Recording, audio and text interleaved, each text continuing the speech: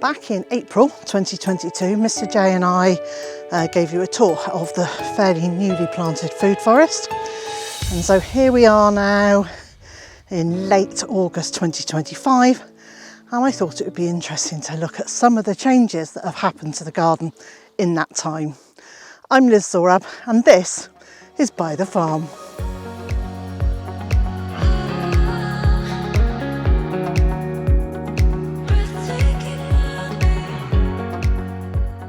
And the most obvious change is, well, just how much everything has grown and filled out.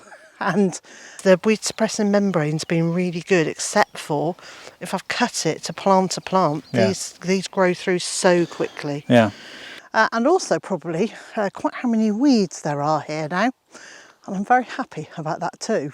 This area is a forest garden. It's designed to kind of mimic the layers that you would get in a forest or a woodland in quite a naturalistic environment. And those include wildflowers, and that's all weeds are. They're just wildflowers or the cultivated plants that are now growing in a space that you don't usually want them to. But in this setting, I'm really happy for things to jostle together, find their balance. And there are some plants that feel like absolute thugs. So like the garlic cress that I'm standing next to here. It grows rapidly, spreading quite a long way.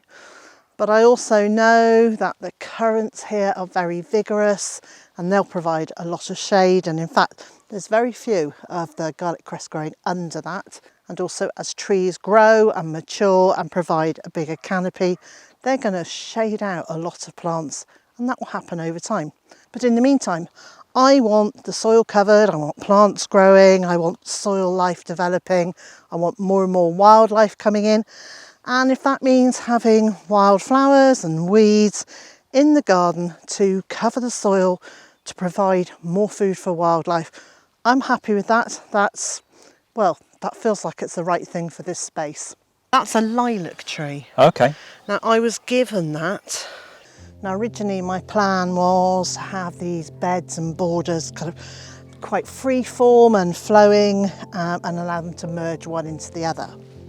But we have had help with things like strimming and mowing and hedge cutting, and Dave, who was doing that, really wasn't sure how far into the border he should go or not. So he asked if we could put edging. So there are in fact wooden edges in straight lines around these beds. So now we very much have linear beds. Now I know over time the plants are going to spread out and that's fine.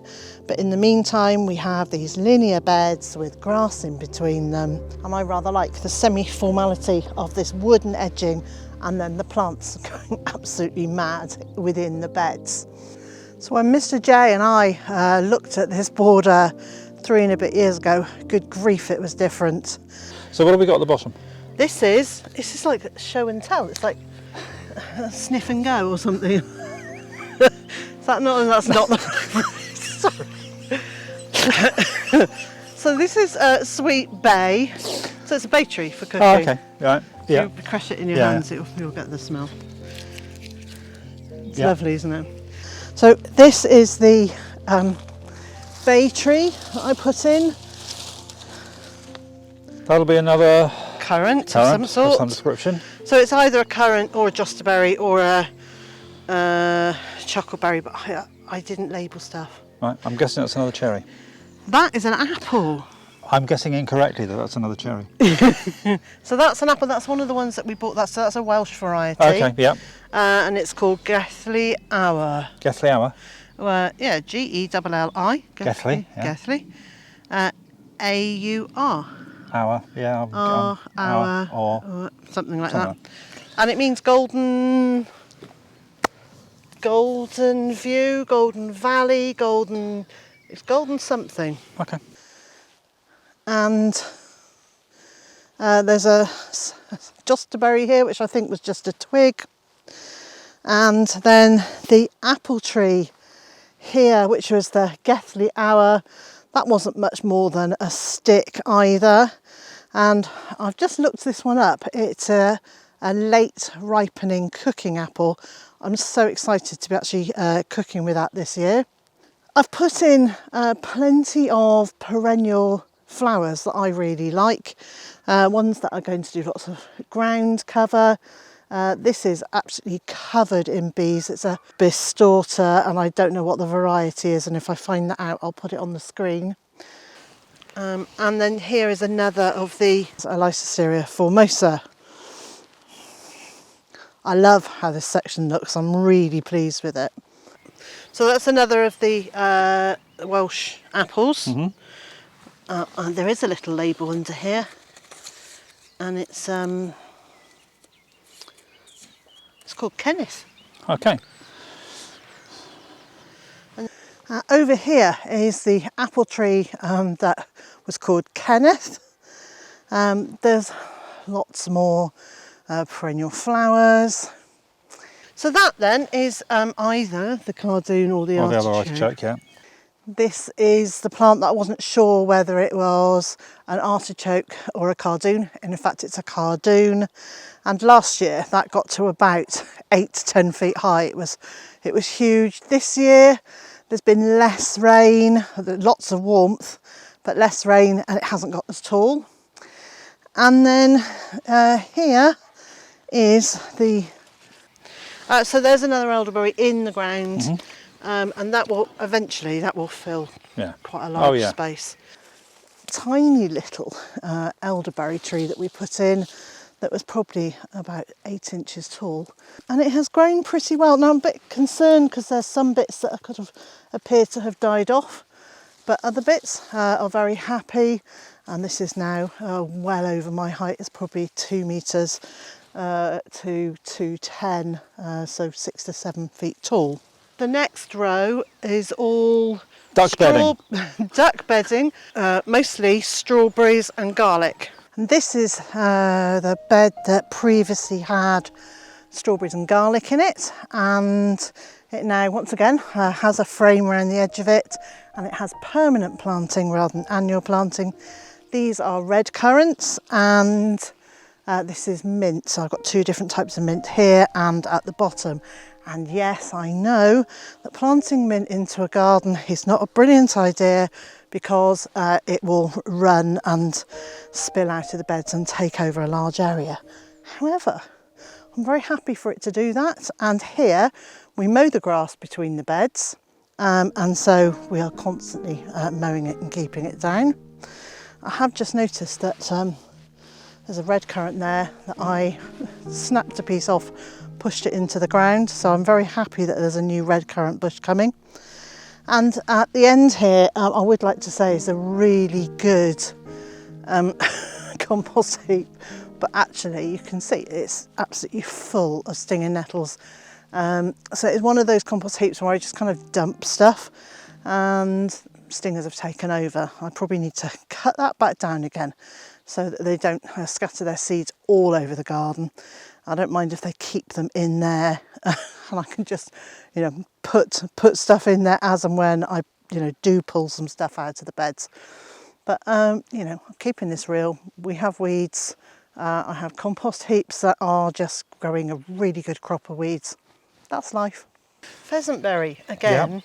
It's starting to probably look a little more recognisable now. Okay. No, it's not. You've introduced me to it twice and I still don't recognise it. It will get huge, so it will get taller than you and 10 feet across, and yet it's still really quite light and airy because the stems are quite... yeah. And I'm pleased to say that this year there are an awful lot of very ripe berries for me to harvest. There's lots of berries this year on all sorts of plants because it's been reasonably dry. I've got to say it hasn't been nearly as dry here as it has across much of the country. Our grass is still lush and green. We don't have plants, really, really struggling. And we're now due about 5 days of rain in a row. But we have had, we might have had go 10 days without rain, but then we'll get 2 or 3 days of rain. So we've been doing okay. This is a little hazel. Yeah.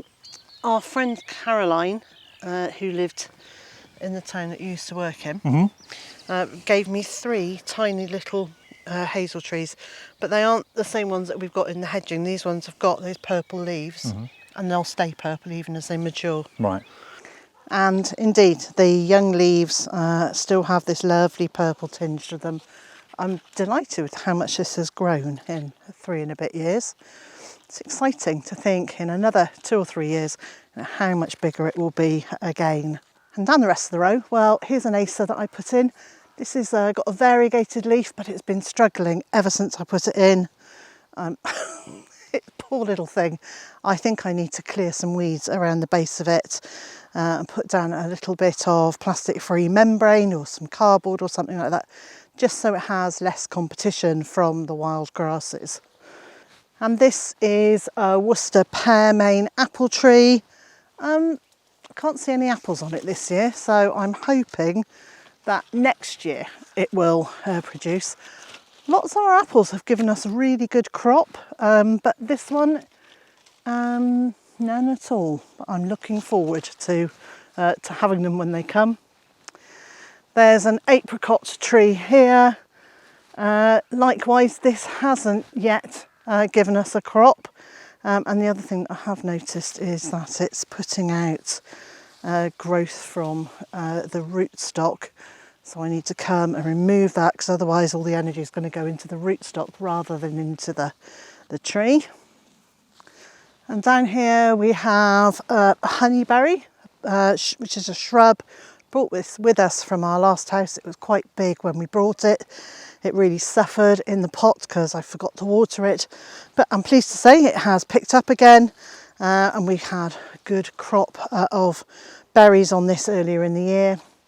And at the end there is a rowan tree. Well, that does look like it's struggling with the dry. But I've got to say, that's looked like it's struggling with the dry ever since we moved in here, even when we had really quite a damp year last year. When I planted my rose arch, I had the idea that I would have climbing roses and shrubs, and then other flowers to kind of support them in between. Well, I think I might have made a mistake. So this year I have started clearing all the other things, including the weeds, out. So that side has been done, but this side I haven't started with yet. And one of the things that really prompted it was this, and it's a super plant. It's really pretty. I love the flowers, the insects love the flowers. However, its roots form this like really dense mat, which use all the nutrients, all the water, and just crowd out all the other plants. There are also loads and loads of bulbs in here, and I've lifted those and I'll be moving them to the back garden, so there's a really nice spring display there. All in all, I'm quite pleased with how the rose arch is coming. So it's year 3 of them being here. The climbers are mostly, if I'd just let them climb straight up, they would be taller, but they're mostly starting to spread out and look pretty good. I get a fairly constant display of roses, and I can come out here and cut a lot of them to take into the kitchen as well. I'm just looking here. There's a Lycisteria here, which at the moment is only knee high, but if it got left there, within 2 years it would be overhead height and it would be swamping everything. But these plants aren't going to waste. I'm lifting them, and any that I can add to the hedgerows I am. Any that can go into any flower beds, they're going there. And so as much as possible they are being reused. And if I can't use them here, well, I put them into pots and I take them to our local plant swap, which happens 3 times a year. So I need to remember to get these lifted and put into pots so I can take them. On this side of the rose arch, everything gets a little bit wilder. And what I kind of had in my mind is strips of effectively wildflower meadow that have also then got cultivated plants put into them, as well as some trees. So there are lots and lots of grasses and wildflowers, and now everything is going to seed. And then right through the beds I've planted fruit trees and ornamental trees to have more diversity, more biodiversity, to offer more homes for wildlife to live in, and also to just create a more of a woodland and foresty feel. The hedge that we planted in the spring of 2022 is starting to make some progress. It's quite interesting to see the comparison between how quickly the hedge has grown here, which is a north facing site on quite an elevation, compared to our previous home, which was a south and west facing site and was really almost down at sea level, and also got warmed by the Gulf Stream of the River Severn. So it was actually, although it was a very windy site, it was a very warm one, and the plants there grew an awful lot quicker than they have here. But I am pleased to say the hedge is finally hedging. It is starting to, a lot of the plants are almost as tall as me. It's starting to bush out. It's starting to look like a hedge, and I can see there's a few berries appearing, which will add to the food for the wildlife in the area. This is a peach tree growing outside. Now, it hasn't produced any peaches out here as yet. Last year it looked like it had a lot of peach leaf curl on it, but then we had a lot of rain. This year there is a little bit. I have tried to be pretty good about removing the leaves and taking them away and disposing of them so that fungus doesn't hang around for too long. But it comes down in the rain between January and the end of May. And because we didn't have as much rain as we usually do, there seems to be less of it this year, but still no fruit, whereas the trees in the polytunnel were absolutely heaving with peaches, which we harvested before the squirrels got to them. In the background just there is a silver birch. Now, I brought that with me, and it was about, oh, she says wobbling, it was about 6 inches high or so when I planted it. So good to see that's growing really well, but they do. And then here is a pampas grass, and I know there's a love-hate relationship with them. I love them, and the reason that I like them so much is not their razor blade like leaves, but they're flower heads that come up, and it looks like we might get one here this year. That would be very exciting, because birds absolutely feast on the seeds of those flower heads. And in our previous home we used to have birds kind of just collecting on the seed heads, and yeah, I want that to happen here too. So I have put in a couple of these, one here, and I think there's one further down. Can't really remember where it is. Maybe it's further that way. And this lovely plant is a Paulinia. I don't know how to say it. I'll put the name on the screen. But the reason I like them is the leaves are so soft and so tactile, and that these plants grow incredibly quickly. They are very fast growing trees. They produce huge leaves, and it could very quickly get too tall. So I will be cutting this back and coppicing it effectively to encourage it to grow more like a shrub than a very tall tree. If we've got very tall trees here, the winds, when they come in the autumn and winter, are just going to take them down. They take down very well established trees. I don't want them ripping this out of the ground, so we'll keep it shorter, but also, you know, I want to be able to feel the leaves, and if they're high up in the sky, I'm not going to be able to have that lovely tactile experience. And then beneath them you can see these flashes of red. This is Monarda, and there's a pink one there, and all I've done is literally moved some of the grasses out of the way. I haven't even dug a hole in the ground. I've moved some of the grass out of the way, dropped a plant, given it a bit of water, crossed my fingers and hoped that it would survive, and yes, it has. I'm delighted. And this year the shrubbery is really starting to take shape. The hydrangea, so that's vanilla phrase Rene. I still haven't learned how to say it, and it's been about 6 years since I first saw one. This rose, isn't she pretty? So this is the poet's wife. I absolutely love this. It's fragrant, it's pretty, it's It's lovely, and I quite like taking the flowers in and having some of them in the kitchen in a vase. There is an avenue of cherry trees here. These are ornamental cherries. It's a cherry kanzan, which does double pink flowers that hang down, so when you walk past them you can see them from underneath. And I've actually got 10 of these trees. I was kindly given 5 of them of a bigger size, and I bought 5 much smaller ones, so they're playing catch up. And one of the other nice things about these cherry trees is they are a spreading habit, so that as time goes on and they mature, there are some here and some on that side, so they should create a tunnel for us to walk through and really enjoy those flowers sort of all overhead. This section of the shrubbery has really filled out. I'm so pleased with how it's grown and how it's looking. And this is a Viburnum opulus. It's a sort of snowball tree, so it does big white pom-poms of flowers in the spring.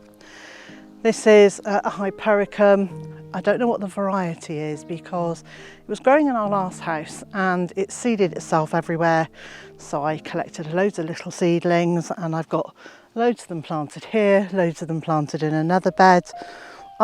Look how pleased I am. I like free plants and I like free food. Now these are not an edible plant, and I actually don't know if they're the type of Hypericum that can be used for medicinal purposes.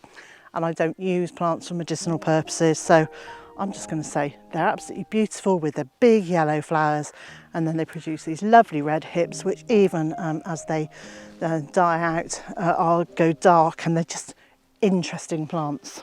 A forsythia. Now I was given this by my friend Jane, and I love having plants that have memories. So another spring plant, and then you can see in the background these trees. That's a hornbeam hedge, and it's now ready for me to come along and cut it to say now start bushing out, don't just keep going up. Best time to do that is in June. It's now August, so I don't know if it's too late to do that. And certainly in June it was very warm and I was too busy, so I didn't get it done. So hopefully maybe that's one of the things we'll get done the next time Mr. J has a week off, which I think is in a couple of weeks' time. This is a Physocarpus. I'm pretty sure this one's called Lady in Red. And look at the lovely leaves of this. Now is just the right moment to be taking cuttings, which is what I think I'll be doing with this. If you're not sure how to do that, I'll leave a link on the screen and also in the video description to give you a step-by-step guide of how to do that. It means you get lots and lots of plants that you like free of charge.